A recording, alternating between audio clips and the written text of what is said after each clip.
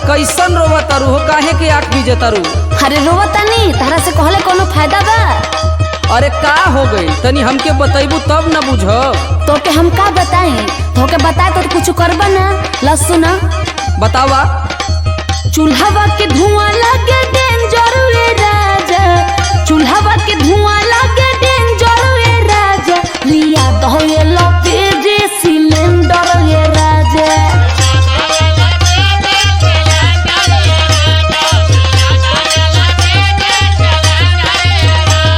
Cylinder रे राजा, cylinder रे राजा, लिया दो ये लपेजे सिलेंडर रे राजा।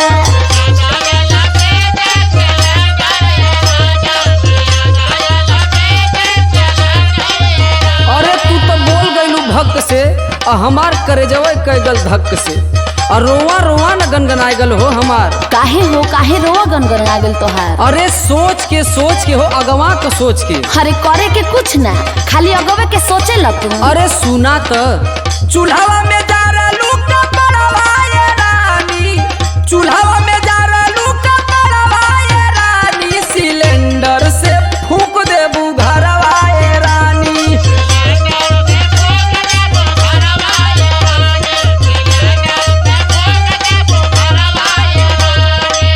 घरवाए रानी हो घरवाए रानी, सिलेंडर से फूंक देबू घरवाए रानी।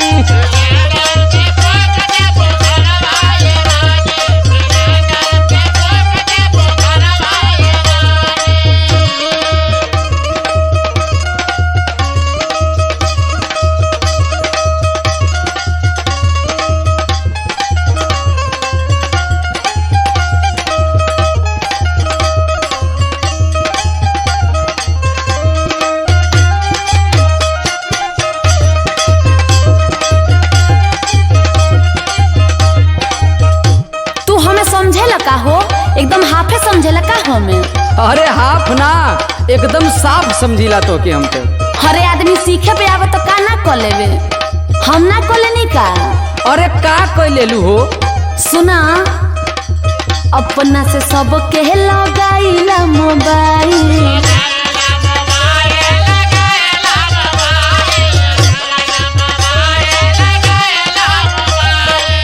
हमारा के बुझ जौनी इतना तू जाही।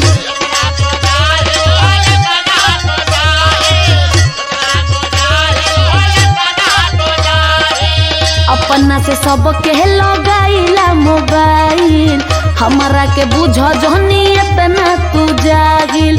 बात के बनावे लो बवंडर रे राजा, बात के बनावे लो बवंडर रे राजा, लिया तो ये लो पीजी सिलेंडर रे राजा।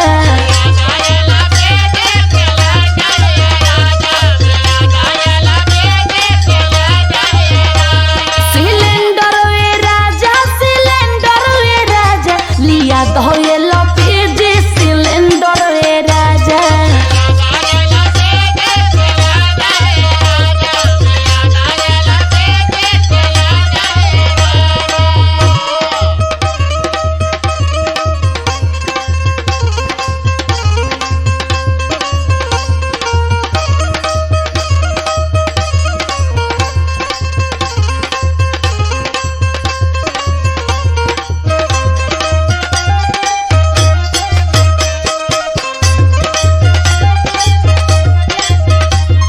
अरे बा भाई बा, इतने पे इतना तो नून नौले कितना, गड़ही नहैले पे इतना गुमान, जब गंगा नहैबू तो का करबू? मतलब?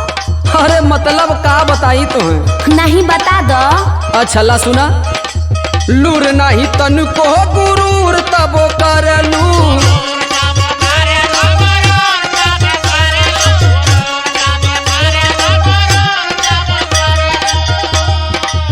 उल्टे मोबाइल अबहियो तू धरलू,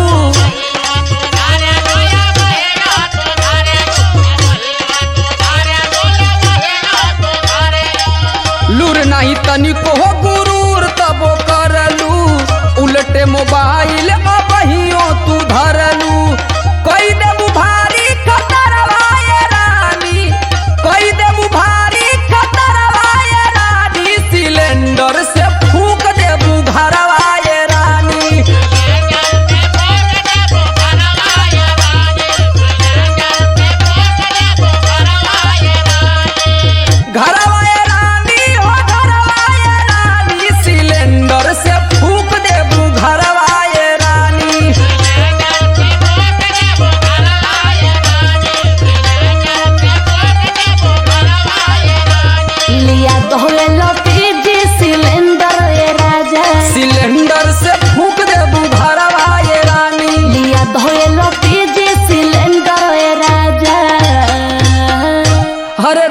दा, घर दुआर बचल रहे दा। हाँ हाँ, तो हर पैसा बचल रहे ना तो कुल बचल रही।